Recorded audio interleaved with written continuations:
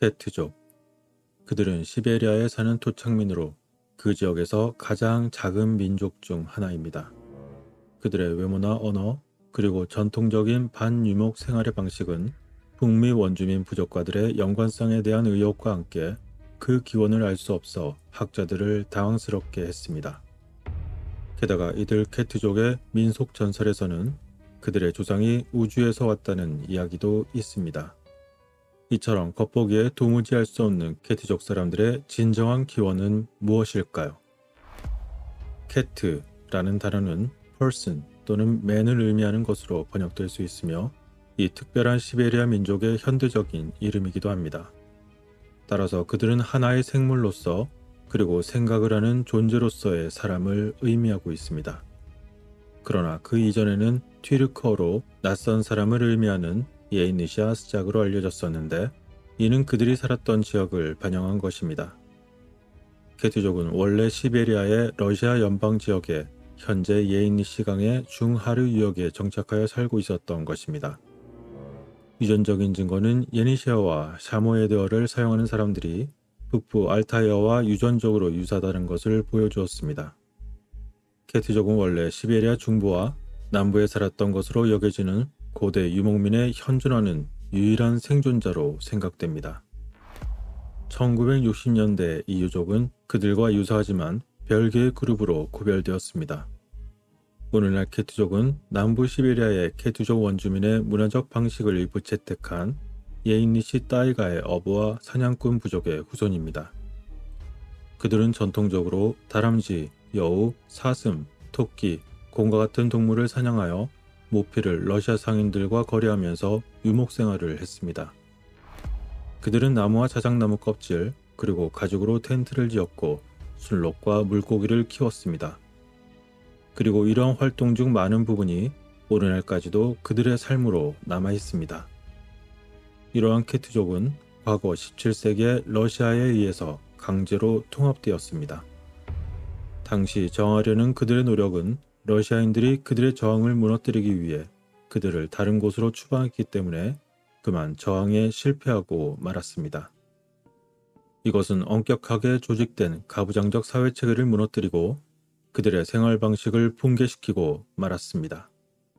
따라서 자신들 고유의 삶을 잃어버리게 된 케트 사람들은 생존을 위해서 러시아인들에게 많은 빚을 지게 되었습니다. 그렇게 19세기까지 케트족은 자급자족하던 터전을 잃게 되자 러시아 국가의 식량 지원 없이는 더 이상 생존할 수도 없었습니다. 그리고 일부는 기근으로 사망했고 다른 일부는 유럽에서 유입된 질병으로 그만 사망하고 말았던 것이었습니다. 그러던 이후에 20세기에 들어서 소련은 1930년대 소련이 원주민에 대한 자기 정의 정책을 시행하기 시작하면서 그들은 공식적으로 케트족의 집단화를 진행하였습니다. 하지만 그럼에도 불구하고 많은 케트 전통은 국가에 의해서 계속 저지를 당했던 것입니다. 소련에 의해서 케트족의 집단화는 1950년대에 완료되었고 그렇게 케트족 사람들은 소수민족 러시아인과 같은 생활의 방식을 채택하도록 강요되었던 것이었습니다. 게다가 러시아어에 대한 교육의 진행도 고유한 케트족만의 고대 언어 손실에 많은 기여를 했던 것이죠. 그렇게 케트족은 이제 강변을 따라 작은 마을에 살게 되었으며 그들은 더 이상 고대로부터 전통적으로 살아가던 유목민이 아니게 되었습니다. 사실 케트족은 샤머니즘의 관습과 구전의 전통을 비롯한 풍부한 시베리아 신화로 가득 찬 매우 다양한 문화를 가지고 있었습니다. 케트족이 거주하는 러시아 지역인 시베리아는 오랫동안 샤먼 또는 샤머니즘의 발상지로 확인이 되는 곳이기도 합니다. 1950년대 미르치알리아데는 그의 책 샤머니즘의 첫 문장에서 이렇게 말합니다. 20세기 초부터 민족학자들은 샤먼, 의사, 마법사라는 용어를 혼용하여 종교적 마법의 힘을 소유하고 있는 특정 개인을 지정하는 습관에 빠졌던 적이 있었습니다. 만일 모든 원시사회와 샤먼이라는 단어가 종교와 민족학의 역사를 통틀어 발견되는 마술이나 마법 또는 의술에 관련한 초의식을 의미하는 것으로 간주가 된다면 그로 인해 우리는 극도로 복잡하고 또한 극도로 모호한 개념에 도달할 것입니다. 라고 말이죠. 이처럼 우리는 이미 원시마법 또는 원시 신비주의와 같은 것으로 볼 수 없는 잘못 정의된 개념을 쓰고 있는지도 모릅니다. 따라서 마술사 또는 마법사라는 용어를 목적 없이 사용하고 있는 것과 같을지도 모르는 것이죠. 케트족의 샤먼은 치유의 수행자뿐만 아니라 다른 지역의 의식적 또는 영적인 관행으로 파악되었습니다. 추측하건대 기능적인 측면에 치료에 대한 힘과 사슴이나 곰과 같은 동물에 관련된 몇 가지 유형의 케트 샤먼이 있었습니다. 또한 케트족 사이에는 그들과 비슷한 다른 여러 시베리아 민족과 마찬가지로 그들만의 기호를 사용하는 예가 있었습니다. 일부 학자들은 그것을 샤머니즘의 상징으로 해석하지만 이것은 사실 하늘과 지하세계를 여행하는 무당의 이야기처럼 무당을 도우는 동물, 공중과 수중세계까지도 포함이 되는 것입니다. 이러한 케트 샤먼의 관습은 트루크족과 몽골족 사이에서도 발견되었습니다. 그러나 오늘날 샤머니즘의 관행은 대부분 사라지고 말았습니다. 그들의 유일 신교는 샤먼의 사상과 관습을 대체하게 되었던 것이죠. 그럼에도 불구하고 케트족에게는 여전히 매우 중요한 인형이 남아 있습니다. 그것은 바로 옷처럼 만든 1000조각이 쌓인 동물의 어깨뼈로 볼 수 있습니다. 그중 하나의 예로서 기분이 안 좋은 듯 담배를 뻑뻑 피던 성인의 케트인은 다음과 같은 말을 했습니다. 인형이 없어 아쉽다. 인형과 함께 집이 불에 탔다. 라고 말이죠. 이처럼 케트족은 그들의 소중한 인형이 낮에는 잠을 자고 밤에는 자신들을 보호하는 가정의 신으로 여기고 있습니다. 한편 케트족 신화에 대한 연구는 우랄 언어 사용자의 신화와 비교하며 기호 체계가 세워진 것이라고 추측했습니다. 또한 다른 비교들 중에서 케트족의 신화는 우랄 신화에서부터 오비아 그릭 종족과 사모예드 종족의 신화와 비교되기도 합니다. 케트족 사회의 이원론적 조직이나 우주론적 이원론에 대해 철저히 연구되지는 않았습니다. 그러나 만일 그러한 기능이 전혀 존재하지 않았다면 아마도 약화되었거나 대부분 발견되지 않은 상태로 남아있을 것입니다. 신화적 인물의 갈등에 관한 민속과 땅의 창조에 있어서 두 존재의 협력에 대한 일부 보고가 있었습니다. 그런데 그것은 지구 속으로 들어가 잠수한 것에 대한 이야기였으며 이는 여러 문화권에서 매우 다양한 변종으로 존재합니다. 그중 한 가지 예로 새가 물속으로 잠수하고 그들이 창조주가 땅을 만들 수 있도록 물속에서 흙을 가져오는 등 그들 조상의 세상의 창조주는 물새의 도움을 받습니다. 이러한 내용과 비슷한 이야기로서 저의 과거 영상 중에 아메리카 원주민 조상이 남긴 세계 창조 전설이라는 영상에서도 이와 비슷한 내용이 언급된 적이 있습니다. 시간 되실 때 참조하시면 더욱 재미있을 수도 있고 단지 잠이 올 수도 있습니다. 이처럼 일부 문화권에서는 창조주와 지구에 관련한 존재로서 때때로 악마라고 하거나 기타 다른 모양을 하고 있는 대상이 서로 경쟁하는 모습을 보이기도 합니다. 하지만 케트족과는 유사하지만 다른 문화권에서의 전설에서는 그들이 전혀 경쟁하지 않고 오히려 협력하는 이야기가 전개되기도 합니다. 그러나 이와 같은 그들의 서로 다른 우주론이 어떤 구체적인 주제에 국한되지 않고 넓은 의미로 정의된다면 오히려 그 존재는 더욱더 광범해질 것입니다.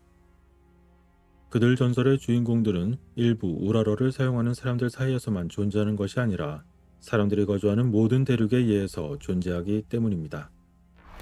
한 케트족의 전설에 따르면 그들은 별에서 온 외계인이었습니다. 그리고 또 다른 전설에 따르면 이들은 원래 시베리아 남부 그리고 알타이 산맥과 사얀 산맥 주변이나 몽골과 바이칼 호수 사이에 정착했었다고 합니다. 그러나 그들이 살던 이 지역에 침략자들이 도착하면서 케트족은 점점 북쪽에 있는 시베리아 타이가로 도피해야만 했습니다. 전설에 따르면 이 침략자들은 티스타드, 즉 훈족의 초기 연맹을 구성한 민족 중 일부였을 석조 민족이었을 수도 있습니다. 또한 어쩌면 침략자들이 유목민인 술록의 목축 민족이자 말을 치는 부족이었을 수도 있었습니다. 하지만 이러한 이야기들 중에서도 케트족의 가장 흥미로운 측면은 아마 그들의 언어라고 할 수 있을 것입니다. 우선 케트는 키에페라고 부르기도 하며 그들이 사용하던 언어는 시베리아에서 사용되는 다른 언어들과 확연히 다릅니다. 사실 이 언어는 예니세이 지역에서 사용된 여러 관련 언어 그룹에 속합니다. 케트족을 제외하고 이 언어 그룹의 다른 모든 언어는 이제 멸종되고 말았습니다. 예를 들어 이유 언어는 1990년에 멸종된 것으로 선언되었으며 코트 그리고 아린 언어를 포함한 나머지 언어도 19세기에 사라졌던 것이죠. 따라서 케트족 언어도 결국 미래에 사라질 것이라는 우려가 여전히 남아 있습니다. 그리고 20세기에 걸쳐 실시된 인구 조사에 따르면 케트의 인구는 수십 년 동안 급격하게 증가하거나 또한 감소하지도 않았습니다. 그러나 문제는 자신의 모국어를 구사할 수 있는 케트족의 수가 점점 더 감소하고 있다는 사실입니다. 예를 들어 1989년 인구조사에서 총 1113명의 케트 인구가 기록되었습니다. 그럼에도 불구하고 그들 중 절반 정도만이 자신들의 케트어를 구사할 수 있었고 상황은 더욱더 악화되고 있었습니다. 예를 들어 2016년 알지즈러의 보고서에서는 완전히 유창하게 구사하는 케트족의 사람은 이제 수십 명에 불과하며 대부분 그들도 60세 이상입니다. 라고 발표했던 것이죠. 이러한 케트 언어는 스페인의 바스크어, 인도의 바루샤스키어, 티베트와 같은 다양한 언어와 관련되었을 수 있는 원시 예니세어 언어에서 파생되었다고 언어학자들은 믿고 있습니다. 게다가 웨스턴 워싱턴 대학교의 역사 언어학자인 에드바르드 보이더는 케트 언어가 틀링잇 그리고 아사바스킨과 같은 언어를 포함하는 북미의 나덴 언어 계열과 그 관련이 있을 수 있다는 가설을 세우기도 했습니다. 만일 이러한 보이더의 가설이 사실로 판명된다면 아메리카 대륙의 원주민이 어떻게 정착됐는지에 대한 궁금증이 더욱더 커질 것이라는 점에서 상당히 의미 있는 발견이 될 것입니다. 이처럼 언어적 연결 외에도 연구자들은 이주 가설을 더욱 뒷받침하기 위해 케트와 아메리카 원주민 사이의 유전적인 연결을 확립하려고 했습니다. 하지만 이 시도는 상당히 어려움이 따랐습니다. 그 이유로는 첫째, 획득한 소수의 DNA 샘플이 오염되었을 수 있기 때문이죠. 그리고 둘째, 아메리카 원주민은 DNA 샘플 제공을 거부하는 경우가 대다수이기 때문에 대신에 남미 원주민의 DNA 샘플이 사용되었기 때문이었습니다. 그러나 굳이 확실한 증거를 찾지 못하더라도 인류의 이동은 아마도 필연적인 과정과 그 결과였을 것입니다. 게다가 케트족 언어에 대한 일부 연구에 따르면 이 사람들이 북아메리카의 특정 아메리카 원주민 부족과 뭔가 어떻게든 관련이 있는 것처럼 보였습니다.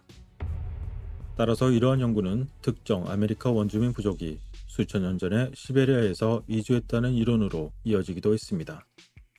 이처럼 하나의 이야기에서 모두 담을 수 없을 만큼 많은 이야기를 담고 있는 고대로부터 이어져온 유일한 케트족. 그들의 인구는 20세기 동안 1000명 정도에 머물면서 더 이상 인구 감소 없이 부족이 유지되는 것처럼 보이고 있습니다. 그렇지만 그들의 케트 언어를 모국어로 사용하는 사람의 수는 점차 감소한다는 사실입니다. 이들의 언어는 마치 살아있는 언어의 화석처럼 고대 언어로서는 매우 희귀한 경우로 남아있기 때문에 엄청난 가치가 있습니다. 하지만 이제 1000명 남짓 남아있는 케트족 사람들의 고대로부터 이어져온 언어와 문화에 대한 신하들의 얽힌 진실은 점차 사라지고 있는 것입니다. 게다가 케트족에 대한 연구는 여전히 더딘 상태이며 시간은 결국 모든 것을 지워버릴지도 모릅니다. 그런데 생김새가 참 많이 닮았습니다. 동네 근처에 아무데나 나가면 볼 수 있는 사람들과 말이죠. 외계에서 왔다는 민속놀이도 있는 이 작은 부족의 문화는 많은 신비와 비밀로 가득 차 있습니다. 서부 시베리아의 많은 사람들과 마찬가지로 케트족은 주변 세계가 살아 움직이고 있다고 생각하며 살아가고 있습니다. 그리고 러시아 정교의 선교사들은 그들의 이러한 믿음을 바꾸려는 시도는 다소 하긴 했지만 케트족은 여전히 그들만의 고대 신앙을 유지하고 있습니다. 이러한 케트족은 가혹하지만 놀랍도록 아름다운 지역에 살고 있습니다. 그리고 현재 그들은 주변의 자연에 대해 매우 신중하고 때로는 경건한 태도를 여전히 유지하고 있습니다. 먼 고대에서 지금까지 이어져온 이들은 과연 어디로부터 온 것이었을까요? 다음 영상에서 뵙겠습니다.